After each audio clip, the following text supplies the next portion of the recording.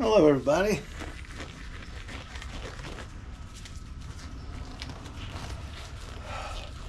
My hands are sweating and sticky.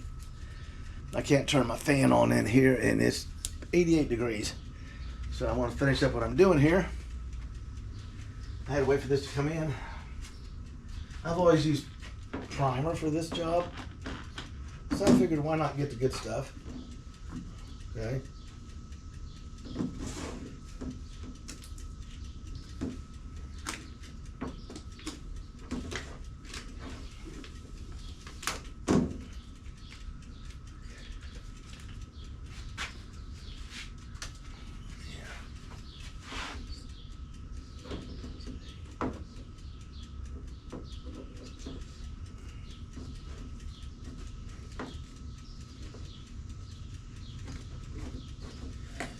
Notice that it's got a film over it.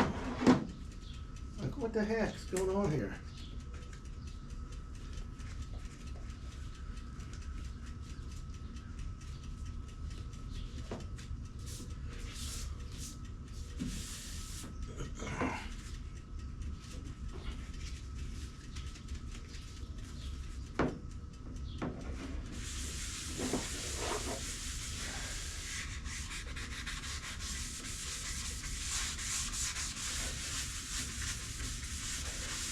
Now you know I had to abuse this hood when I was removing that bad product.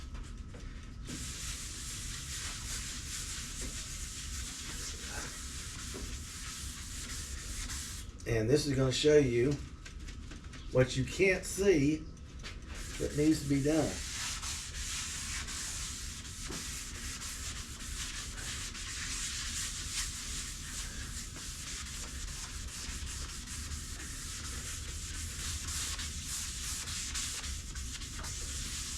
Low spots, high spots, and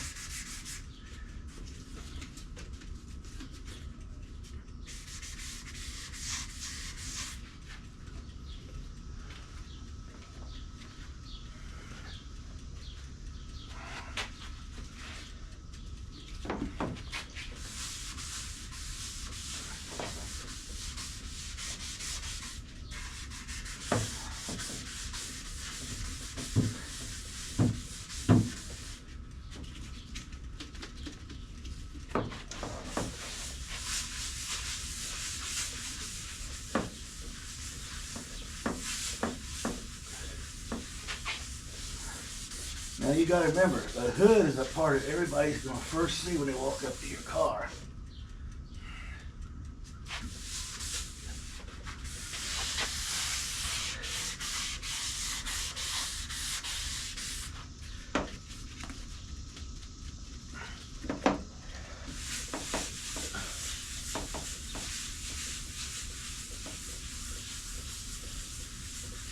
Now you got to remember, this has been sanded and primered and cleaned with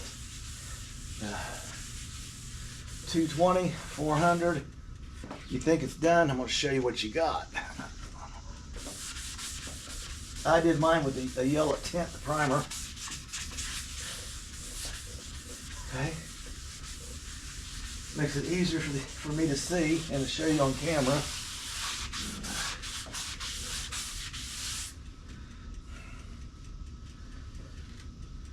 You're starting to see the low spots. It's lighter than the other stuff. You're starting to see all the scratches.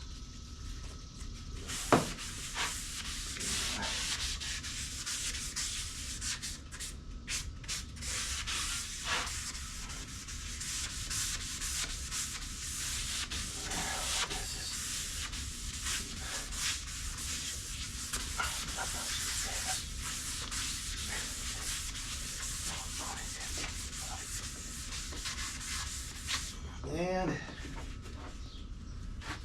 going to try one more area here.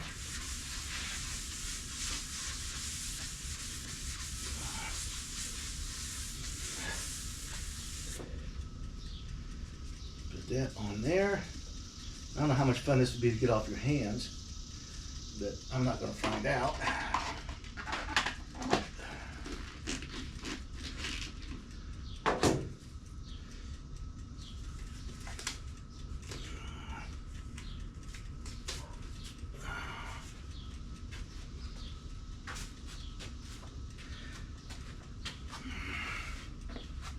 Now, I'm going to pull this off so I can give you a really close up on the what you thought was really good in the last video. Remember how nice and smooth that looked, and we were looking at just a few little squiggly marks? Look at the battle scars everywhere. There's a little bit of that black dust. I can get that on me. Squiggly, straight lines. Everything I had to do, you can see where the DA was going back and forth with the 60 in it, ripping up this stuff because it was clogging up 80 sandpaper. So I had to rip it off with the 60, and you could take your hand, just roll the dust off in the floor. And then I brushed it off, hit it with an 80, which cleaned it up considerably. Okay. Then it went 220, both on the DA and on the hand sponge. And we brushed it off and cleaned it, and then we washed it, blew it dry, did a Windex clean on it again, and then we shot the primer with the yellow tint in it to highlight stuff. This is why I highlight it. Makes it easy for the old man to see without having a light on top of it. And you can see the high spots, and you can see the low spots. So what David's got to do now, get that black stuff blow off there. I get it on my hands, I'll have it everywhere. See? You see the high spot with the squiggly marks, and you can see the low spots.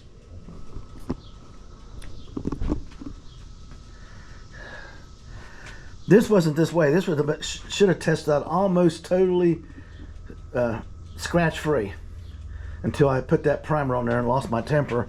And when it clogged up the 80 on the DA, I went to 60 and just went insane on this thing.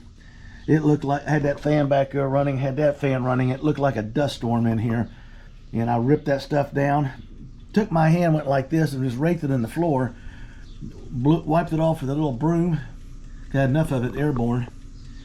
And then I hit it with the 80 on the DA, 80 on the sponge pad, a little block sanding with 80, and then I dropped the 220 and repeated the process. And then I primered it 2 coats with a hardener,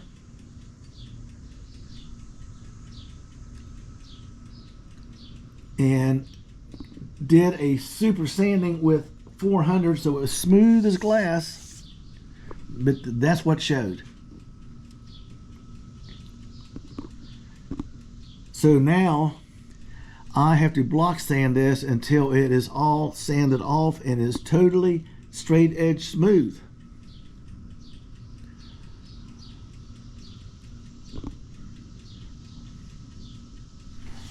And I know these 2 runs are going to need it. Did I get that on my arm? Nope.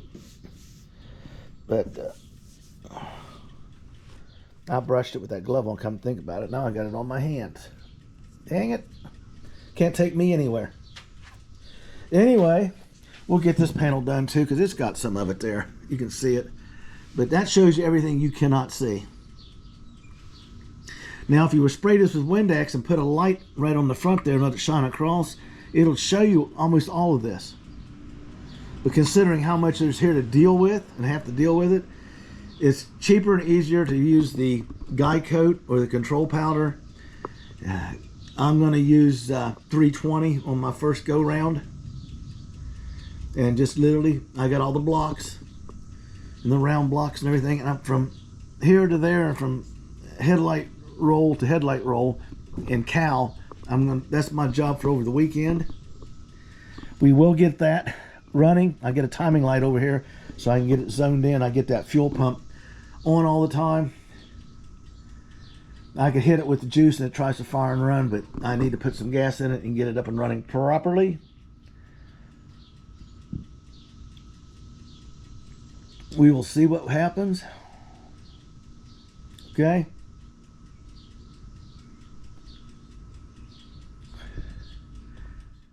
So like, subscribe, and hang in there. I'm trying new things that I've never done before. I always use a charcoal or a matte black primer as a guide coat. This stuff really is impressive. It shows me everything. It actually shows me more than I want to see. But I did it. I own up to it. I cleaned it up. I got the primer back on it. I got the back of the car done. It didn't stand half as bad because it only had one coat on there.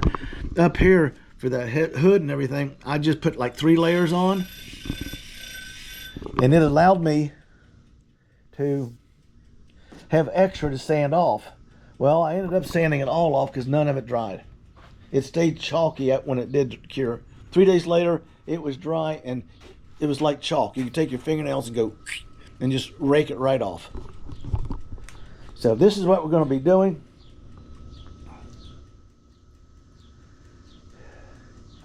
We'll get the fuel in it and get the system pumped up and bled, and I'll check all the fittings and let it sit here to see if I got any drips or anything when she's under pressure, and then we'll move forward with the test start.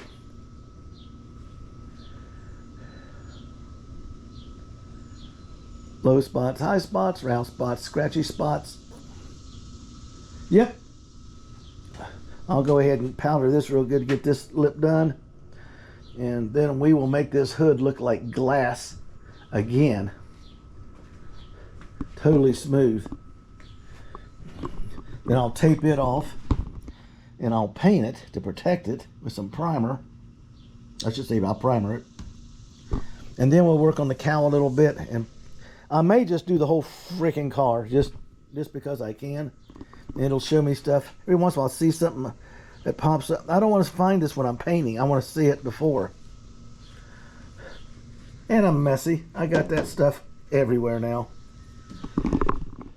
Like, subscribe, hang in there. Get your build on, people. 3 things every day. Today, I threw the AI artificial idiocy aside and went back to old school. I got the 2.8 to fire. I just got to get the fuel pump hooked in, get a timing light on it to get it zeroed in closer, and she's going to run. She runs good.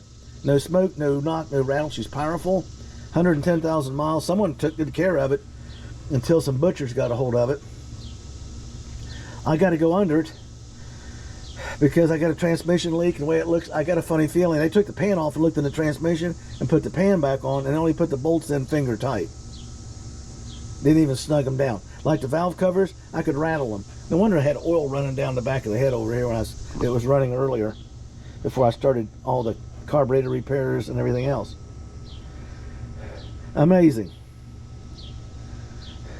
Can't fix stupid.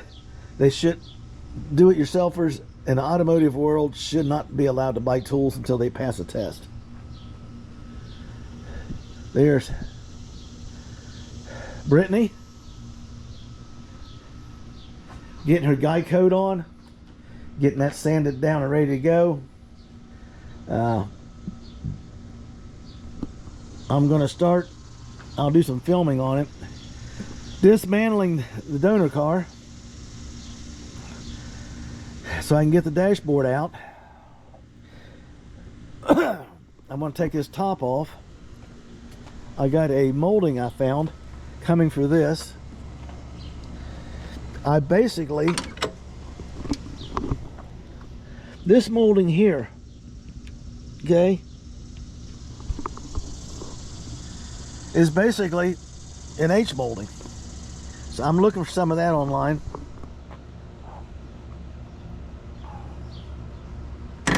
I got some in the garage that I'm thinking about trying. I'll show it to you here real quick before we go off the air here. Right here.